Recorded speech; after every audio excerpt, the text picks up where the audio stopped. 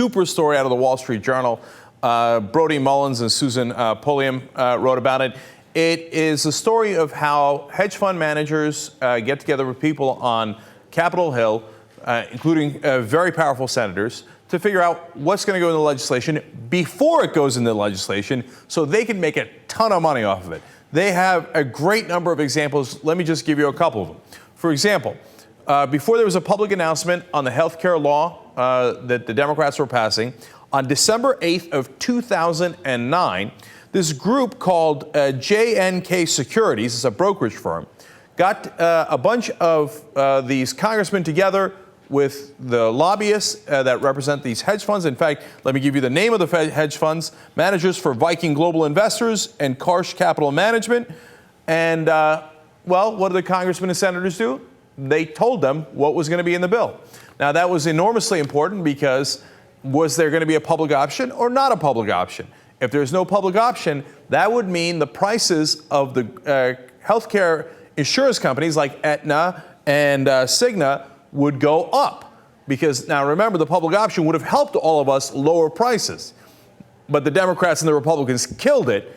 So then, of course, the market reacted by saying, great, let's buy up these private insurance companies that are going to make even more profit because Washington was so helpful about killing it. Now, armed with that information, what did these hedge funds do? Well, Viking bought 6 million shares of Aetna in that fourth quarter where they got that information. Karsh bought up 500,000 shares of Aetna when they got that information. And guess what happened to Aetna's prices after they realized that the public option was killed? Because the senators told them in a meeting before it was announced to the public. Aetna's price went up 14% in that quarter. And those hedge funds made a killing.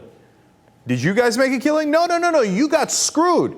Not only did you not get the public option, you didn't get any secret information about what was going to be in the bill. No, you're silly. That's only for Wall Street people who pay off and buy our incredibly corrupt politicians. But that's not the only story. There are more. For example, same group, JNK Securities, right? This is a brokerage firm. By the way, they used to charge their clients $10,000 for every meeting with a senator. But then that seemed a little, ugly, because once they made a press on a meeting that they had with Senator Tom Harkin, they're like, ooh, Harkin had to cancel because that's so obvious. So now what they do is they do the trades through their own brokerage firm, so they get a commission on all these trades they make a killing on, thereby making even more money, right, while hiding it from you. So another meeting that they set up was with Express Scripts Incorporated and Medco Health Solutions on their proposed merger. Was it going to be an antitrust problem? Well, luckily, they knew the head of the antitrust committee, which was Senator Herb Kohl. Now, how did they set this meeting up? They set a meeting up with his top aide. How? Because the lobbyist who set it up, whose name is Paul Bach, was Herb Kohl's former top aide. Wow, isn't that convenient? Jack Abramoff told us on the Young Turks on Current, hey, this is how we do things. We go and we basically tell these top aides that at some point we're going to hire them, so then they do whatever we tell them to do. And in fact, this is a case where Herb Kohl's top aide got paid by those brokerage firms and the lobbyists, and he turns around and tells the next top aide, hey, if you play ball, everybody's going to get rich here. Everybody meaning everybody in Washington. So yet another piece of important information on whether that merger was going to go through. Did you know about it? No, of course not. Did anybody else investing in the market know about it? Of course not. Only the Wall Street hedge funds that are donating to these campaigns and buying up their top aides. But we're not done. There's more. How about Conitus Capital Management? Well, they wanted to know whether there was going to be some legislation against Visa and MasterCard. Dick Durbin was planning this legislation, capping the amount of fees they would get, which eventually wound up passing. But what they needed to know, though, was whether Chris Dodd was going to include a specific provision that, in their estimation, would have hurt Visa. And everybody thought Chris Dodd is a Democrat from Connecticut. He would support Dick Durbin's legislation, a Democrat from Illinois. But no. Actually, Chris Dodd winds up having a secret meeting with Conitus Capital Management and tells them, I'm not going to support that piece of the legislation. They go, oh, thank you very much. We appreciate it. That hedge fund went from having 300,000 shares of Visa to having 950,000 shares of Visa with the secret information that they had. And look at that. What happened to Visa? In that same quarter, their price went from $81 to $96. And Canadas Capital Management made an absolute killing on that.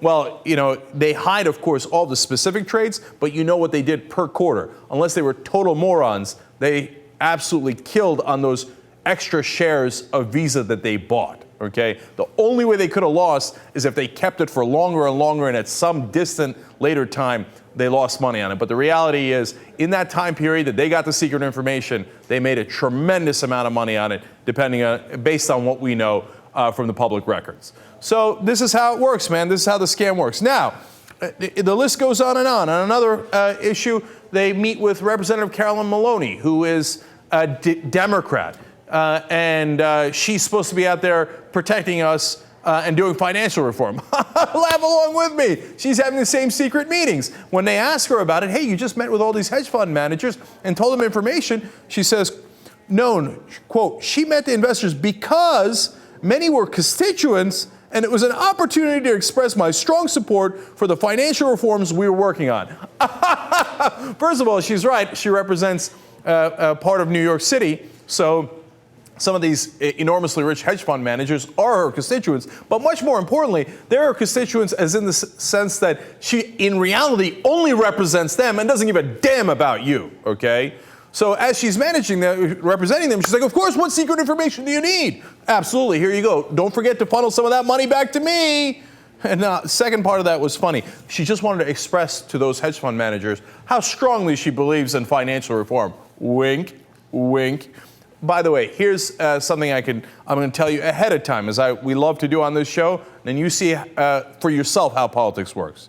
Okay, this is not hindsight. I'm telling you right now, well before it happens. Okay, Barney Frank stepped down as the head of the Finance Committee because he's retiring in the House. He was a Democrat, right? The Democrats are considering who's going to be the head of the committee for them. They're in the minority at this point, but it would be their leadership on that committee. The person who has seniority is Maxine Waters. Based on what I'm reading here and other articles that I've read, I'm going to tell you it's not going to be Maxine Waters. It's going to be Carolyn Maloney. Carolyn Maloney is way down on the seniority list, but she has made it clear to Wall Street, I'm here to play ball. What do you need, my fair constituents? You tell me and I'll do it. No problem, right?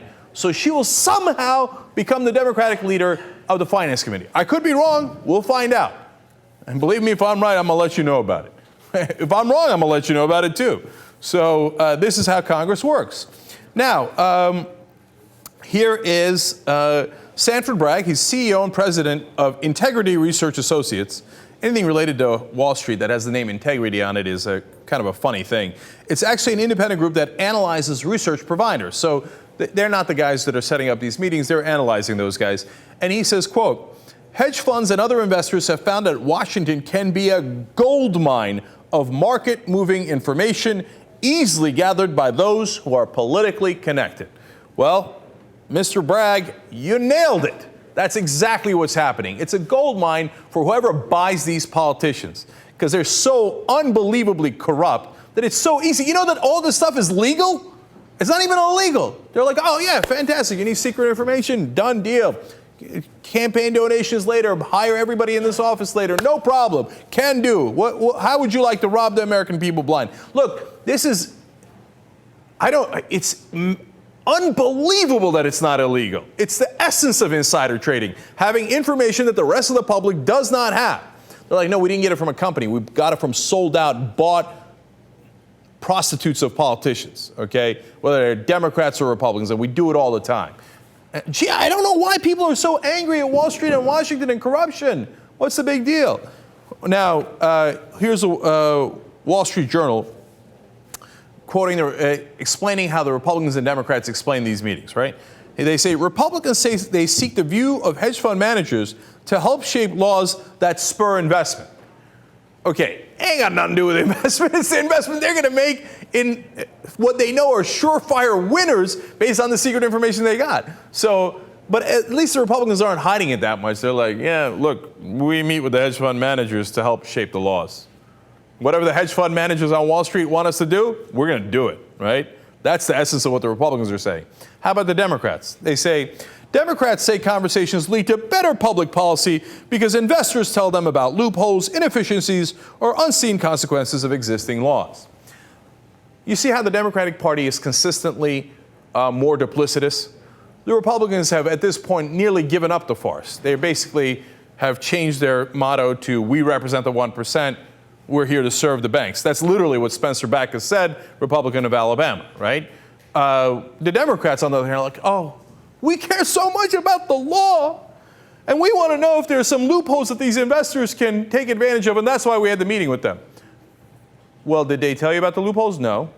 You told them about the secret information that they can make millions, sometimes billions of, right? Right. So how did that help the American people? I don't know. I'm here to serve my constituents, the banks and the hedge fund managers.